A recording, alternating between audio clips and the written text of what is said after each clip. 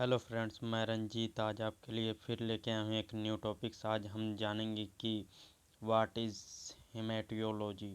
Haematology जो कि आज हम जानेंगे ब्लड के बारे में।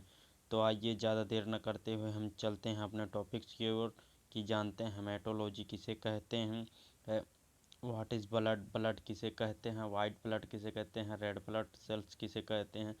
तो चलते हैं अपने टॉपिक्स की ओर। तो जैसे कि मैं यहाँ पे जूम कर ले रहा हूँ, लिखा हुआ है कि व्हाट इज़ हेमेटोलॉजी। हेमेटोलॉजी किसे कहते हैं? It is the branch of biology.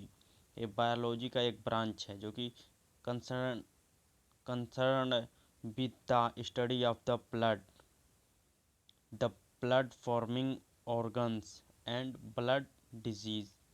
इसमें हम ब्लड के बारे में जानते हैं, ब्लड की स्टडी करते हैं और वो किस प्रकार से फॉर्मेशन करता है, ऑर्गन्स में हमारे बॉडी पार्ट में किस प्रकार से फ्लो करता है, बहता है, उसके बारे में जानते हैं और ब्लड से होने वाली डिजीज़ के बारे में जानते हैं। इसे ही हम कहते हैं haematology.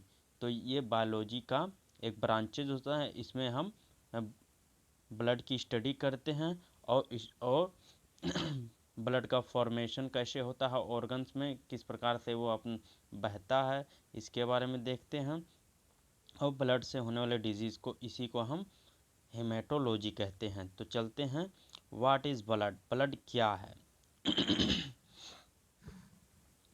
It is a specialised bodily fluid in the animal that delivers necessary substance such as nutrition and oxygen to the cells and transport metabolism waste product away from the same cells।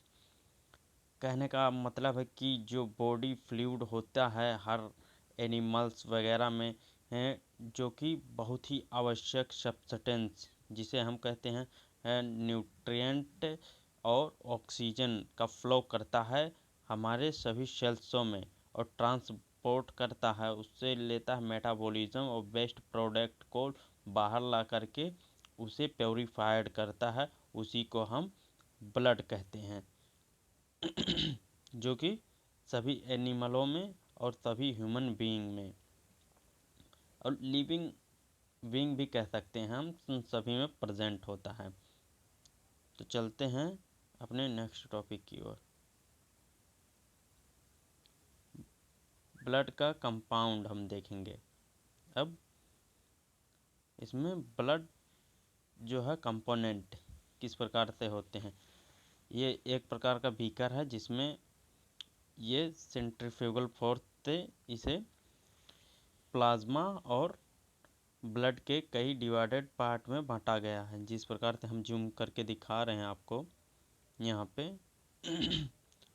यहाँ plasma and formed element, जैसे कि यहाँ plasma है, around 55% जो होता है हमारे blood में वो प्लाज्मा ही का ही होता है। जो 45% होता है, कहने का मतलब 45% जो होता है वो ब्लड में का होता है। ब्लड के अंदर हमारे WBC, प्लेटलेट्स और RBC ये सब फॉर्मेशन होते हैं, जबकि 55% जो होता है वो प्लाज्मा का ही एलिमेंट होता है। यहाँ पे हम दिखा देते हैं format WBC, RBC and platelets.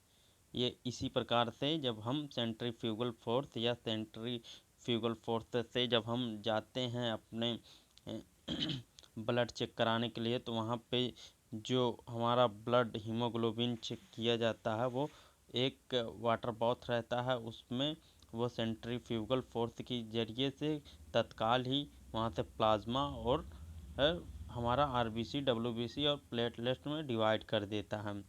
जो कि प्लेटलेट्स होते हैं 200 से 400।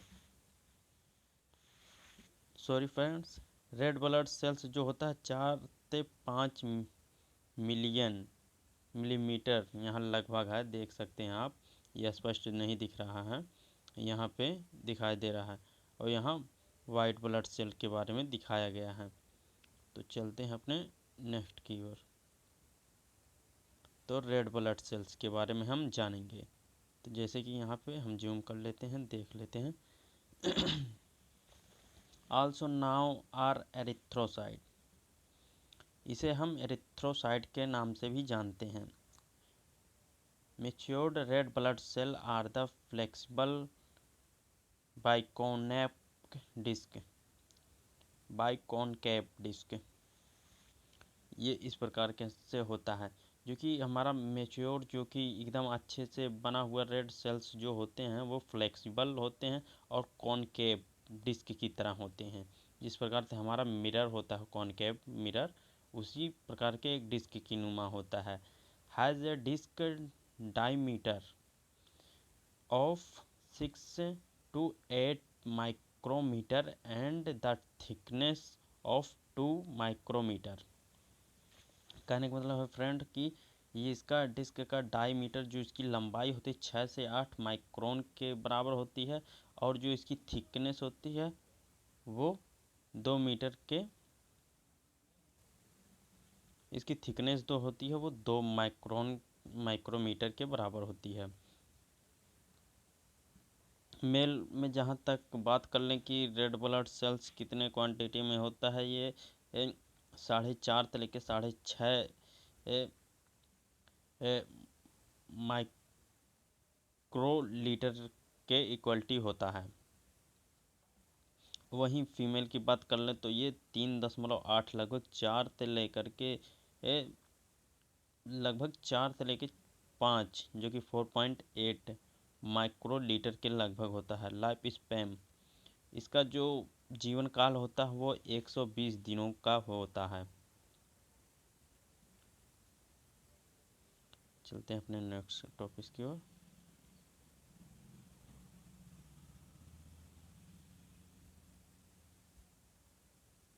देख लेते हैं प्लेटलेट्स के बारे में।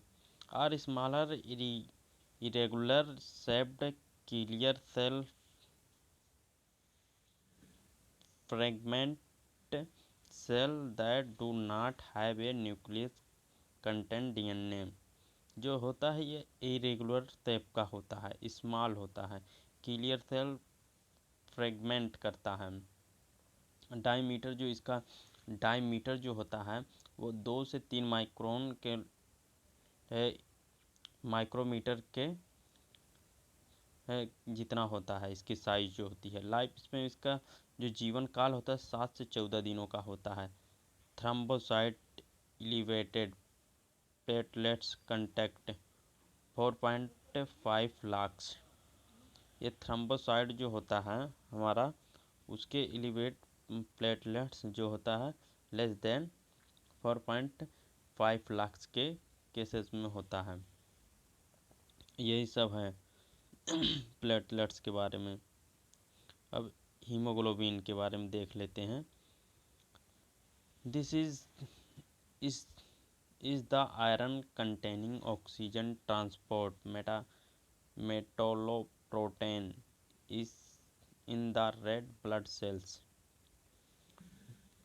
जो ऑक्सीजन का ट्रांसपोर्ट करती है हीमोग्लोबिन वगैरह रेड ब्लड सेल्स, उसमें जो मेल में होते हैं ये और फीमेल चिल्ड्रन में लगभग, ये बताएंगे हम, मेल में होते हैं लगभग 13 से लेकर 17 ग्राम पर डेसीलीटर। वहीं पे फीमेल की बात की जाए तो 12 से लेकर 15 ग्राम पर डेसीलीटर, 12 से लेकर 15 ग्राम पर डेसीलीटर के लगभग होते हैं। चिल्ड्रन या बच्चे की बात की जाए तो 11.5 से लेकर 15.5 ग्राम पर डेसीलीटर होता है। इंक्रीज्ड हीमोग्लोबिन पॉलीसाइथेमिया, अगर हीमोग्लोबिन अगर हमारे शरीर में बढ़ जाता है तो पॉलीसाइथेमिया कहते हैं। अगर वहीं इस हीमोग्लोबिन अगर घट जाता हमारे शरीर में तो एनीमिया के शिकार हो जाते हैं। Haematocrit, it is the percent of concentration of red blood cells is blood, जो परसेंटेज होता है उसमें ब्लड की कितनी मात्रा कंसंट्रेट घुला हुआ होता है वो इसके बारे में बताएंगे। कि मेल में जो होता है 42 से लेके 52 परसेंटेज इक्वलिटी होता है, वहीं फीमेल की बात की जाए तो 37 से लेके 47 परसेंटेज होता है। तो इसी के साथ ये वीडियो यहीं पे समाप्त होती है फ्रेंड। अगर ये वीडियो आपको पसंद आई हो तो लाइक करें और सब्सक्राइब करें ताकि इसी प्रकार से और वीडियो हम बनाएं।